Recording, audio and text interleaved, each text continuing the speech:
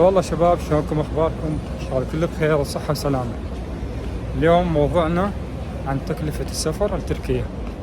ايش قد تكلف السفر لتركيا؟ هذا اكثر سؤال يجيني على الانستغرام. شباب، السفرة ما لها سعر محدد، حسب مصرفك انت، حسب انت ايش قد تصرف.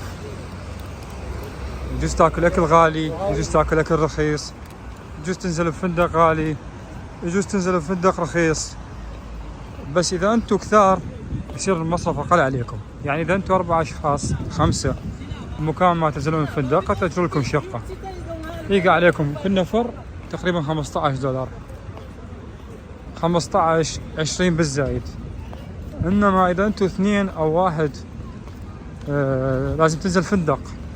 الفندق اقل شيء $25 $30، ما تلقون اقل. اليوم موسم سياحي، حاليا احنا بشهر الثامن. المصرف تقريبا يروح لك 7 ورقات حسب رأيي، بس ما متأكد. 7 ورقات من 7 أيام إلى 10 أيام، عدا الفيزا وعدا مصرف الطيران. يعني الفيزا بوحدها أقل شيء اكو 3 أشهر $135. وإذا كانت نطلع من هنا أحلى. وإذا كانت 6 أشهر $150. وإذا كانت سنة بالفيزا $165. أنت حسب اختيارك. إذا تريد تطلع بالسنة مثلا 3 مرات 4 تأخذهم السنة. إذا تريد تطلع مرة واحدة أخذهم 3 أشهر. حسب أنت شوف شنو اللي يناسبك. فالمصرف مثل ما قلت لكم، وحاليا كل شيء غالي بتركيا. أقل لفة تاكلها ب$6000 عراقي، أقل لفة. كل شيء غالي، حتى الطيران هسه من تروحون غالي، يعني من داخل العراق.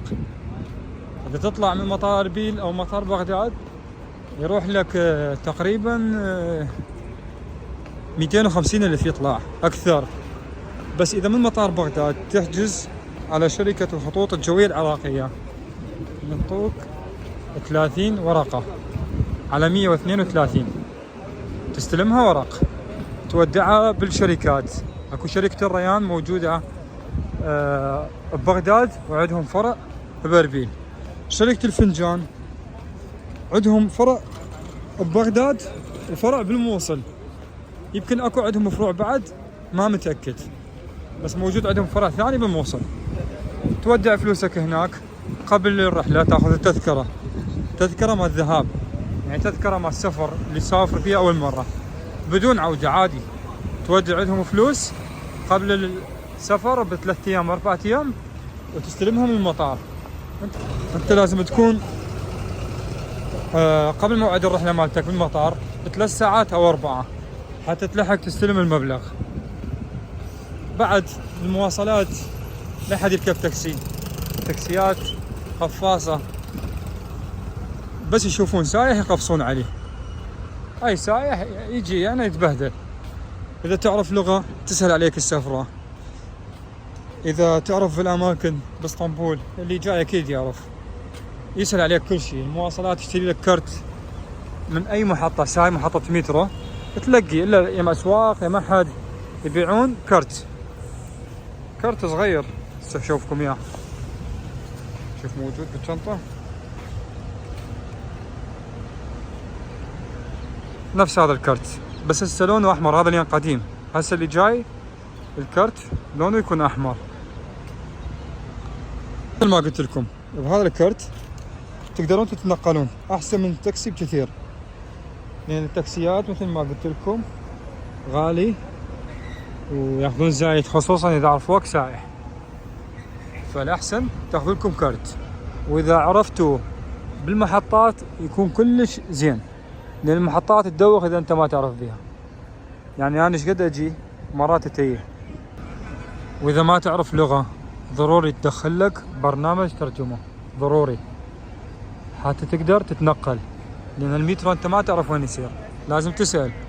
اذا عندك برنامج بالترجمة تحوله عربي وتركي تسويه، وتقدر تتواصل ويا الناس حتى تدخل المترو، تدخل الترامباي، الترامبا يكون فوق القاع، نفس المترو بس يكون فوق القاع، والمترو جوا الأرض جوا، وبيها كثير محطات، ويوصلك من الآسيوي على الأوروبي، من الأوروبي على الآسيوي، بيها كثير أمور، يعني أحسن من التاكسي ب1000 مرة. أما إذا تقول لي ايش قد تكلف السفرة بالضبط ما أقدر أعطيك كلام أكيد، بس نظريا أقول لك 7 ورقات تكلفك بدون فيزا وبدون سعر الطيران. الدولار الواحد اللي هو 1500 عراقي عندهم 33 ليرة، كل 100 دولار أكثر من 3300 ليرة أكثر.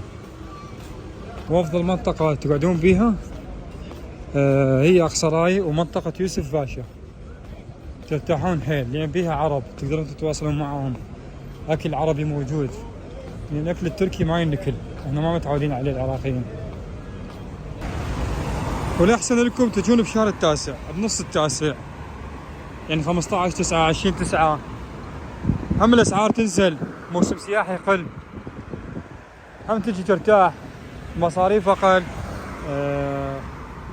تذاكر طيران أقل، وهم الجو أحلى أنا أشوفه. يعني هسه درجة الحرارة 32، صح أحسن من العراق كثير، لكن شنو هم حارة، بس من تجي نص التاسع درجة الحرارة بال25 26، الجو حلو يصير كلش حلو، وهم أحسن لكم. نعبر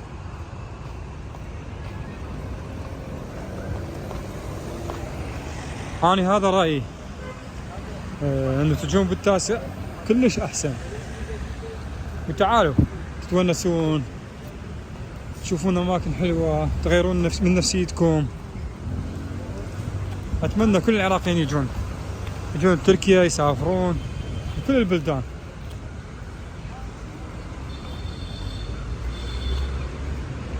على قولة ابراهيم الشبالي، اطلع سافر. تركيا حلوة بس لما الغلا عندهم اللي هي كلش حلوة. على قولة صديقي وعد يقول تشيل بجيبك دفتر عباك شايل لك 100,000. هاي قبل كم يوم ركبنا بسفينة بالليل،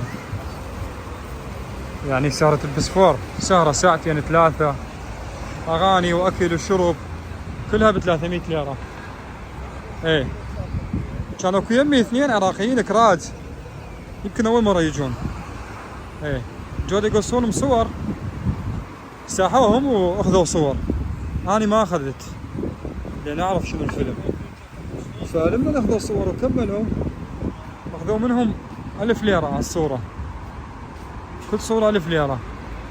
هذا تخبل انجبر الطاف فلوس. لما نكمل اللي افتهمته من عنده يقول ها صديقي أثوهل وين ما أروح يعطي فلوس، يقول هاي تركيا فلستنا، يقول والله ما ضمنا كل شيء. فمثل ما قلت لكم يعني كل شيء غالي، ما يعرف يتبهدل. وصورة واحدة 1000 ليرة، يعني تفهمون ايش قد 1000 ليرة تطلع؟ 30 دولار 45,000. العفو صورة يا ألبوم، يعني يطلع 3 صور 4. ما يعرفون انا ايش قد لحوا علي على الصورة، ما اخذت لان اعرف شنو الفيلم.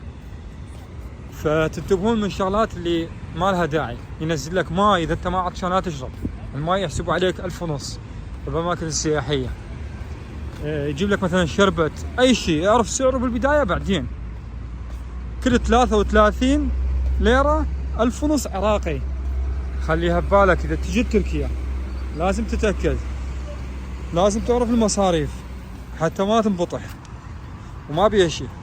السعر ما يعجبك ما اشتري، اكل ما اكل، اكو غير مطاعم ارخص، ادور، لا بسرعة تستعجل. هنا شباب وننهي الفيديو.